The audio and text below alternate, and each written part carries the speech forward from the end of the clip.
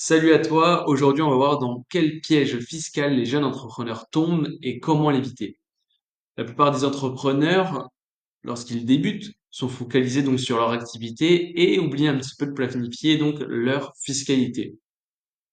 Le résultat, le résultat c'est qu'ils paient souvent beaucoup trop d'impôts et perdent donc des opportunités d'investissement et de développement. Dans cette vidéo, on va voir donc quel est le plus gros piège fiscal des entrepreneurs, pourquoi ils peuvent freiner votre réussite et surtout comment l'éviter avec une solution simple et efficace. Avant de commencer, donc, je vais peut-être me présenter pour ceux qui ne me connaissent pas. Je m'appelle Maxence Grenon. Je suis le fondateur donc de Hold Up. Et Hold Up, qu'est-ce que c'est? Donc, c'est une entreprise qui est spécialisée dans la création d'holding et de montage financier. Le piège fiscal majoritaire se cache donc dans la taxation élevée des bénéfices. Les entrepreneurs en SARL ou SAS paient jusqu'à 82% de charges sociales et 30% de flat tax s'ils optent sur les dividendes. Au point le plus important, je pense, l'absence de stratégie fiscale adaptée. Beaucoup d'entrepreneurs se versent soit trop de salaire, donc que des charges sociales à foison, ce qui n'est pas du tout une bonne stratégie, soit que des dividendes, mauvaise stratégie aussi parce qu'on n'a aucune protection sociale. Il faut combiner les deux avec jauger sur les différents taux pour avoir une réduction de votre charge fiscale, mais également une protection sociale. Sans structure adaptée également, vous pouvez pas développer à long terme et vous vous tirez totalement une balle dans le pied pour croître votre patrimoine et votre société. Croire que l'optimisation fiscale est réservée aux grandes entreprises est une bêtise. Beaucoup de jeunes entrepreneurs pensent de cette façon et passent à côté de solutions adaptées à leur profil et payent du coup trop de charges fiscales et passent à côté d'opportunités d'investissement et de développement. La conséquence directe, c'est que vos bénéfices sont amputés avant même de pouvoir être réinvestis. Vous voyez, vous payez des charges inutiles alors que des solutions existent. Exemple concret, Julie, donc une entrepreneuse que j'ai accompagnée, devait donc en fin d'année se distribuer 50 000 euros de bénéfices. Elle avait déjà couvert ses besoins personnels avec. Si du coup elle se distribue tout simplement ses dividendes directement en perso, elle paierait donc 15 000 euros d'impôts en flat tax, tout simplement. Mais grâce à la holding, elle va pouvoir payer que 625 euros d'impôts sur ces 50 000 et va donc bénéficier de 14 375 euros de gains tout simplement d'optimisation. Je vous ai fait donc un petit schéma pour illustrer le cas de Julie. Dans le premier cas, donc le scénario 1, quand elle n'avait pas d'holding, tout simplement, elle se distribue un salaire, que ce soit en dividende ou en rémunération. On va pas prendre le cas de rémunération parce que là, du coup, on exploserait les scores tout simplement.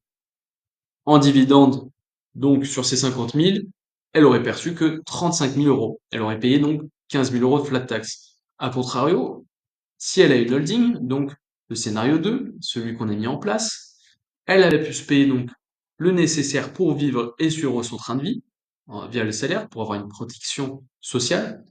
Et de l'autre côté, elle a pu donc se créer sa holding sur laquelle elle est imposée à 1,25% sur les dividendes qui remontent, ce qui veut dire qu'elle a payé 625 euros d'impôts, bien loin des 15 000. Le gain est vraiment de 14 375 euros, ce qui fait qu'elle a perçu 49 375 dans la holding, ce qui va lui permettre de développer son patrimoine, ses investissements et sécuriser ses actifs.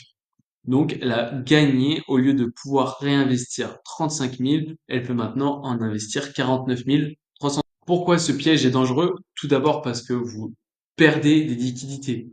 Tous les bénéfices donc que vous payez en trop en impôts, vous limitez donc vos moyens pour recruter de nouveaux talents, investir dans des actifs générant des revenus passifs, immobilier, actions, ou développer tout simplement une autre entreprise, ou votre entreprise.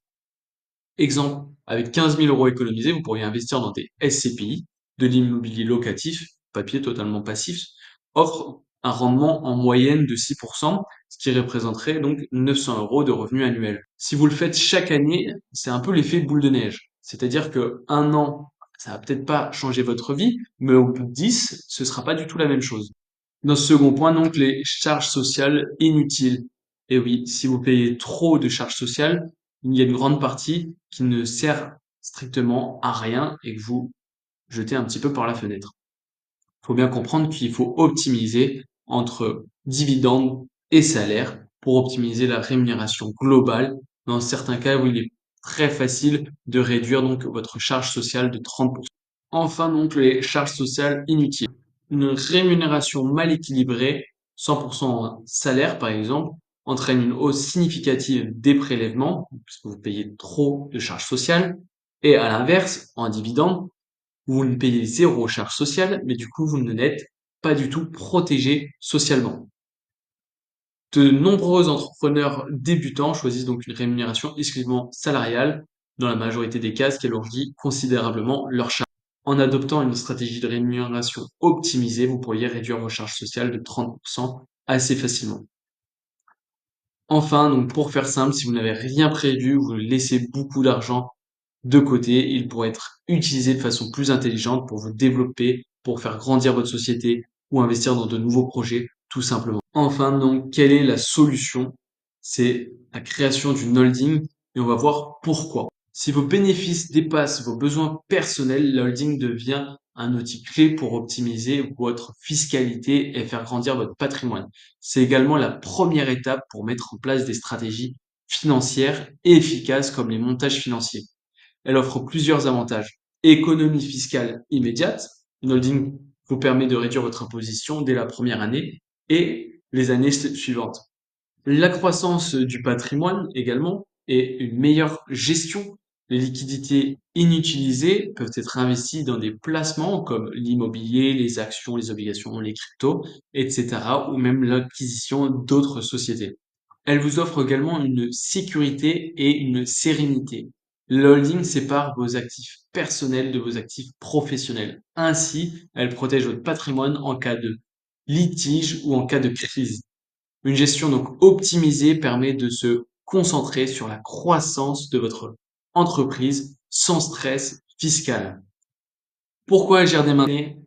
Chaque année, les économies et les intérêts s'accumulent, propulsant donc la croissance de votre patrimoine, de vos actifs, et vous permet également d'avoir un levier financier qui est beaucoup plus important si vous souhaitez en plus développer un parc immobilier, un empire immobilier plus précisément. Plus vous attendez, plus vous risquez en fait de payer des impôts inutiles, de freiner votre croissance de votre entreprise, mais également de votre patrimoine. C'est vraiment quelque chose qu'il ne faut pas prendre à la légère. Tout ce que vous pouvez optimiser fiscalement, vous pouvez justement le réinvestir et vous développer.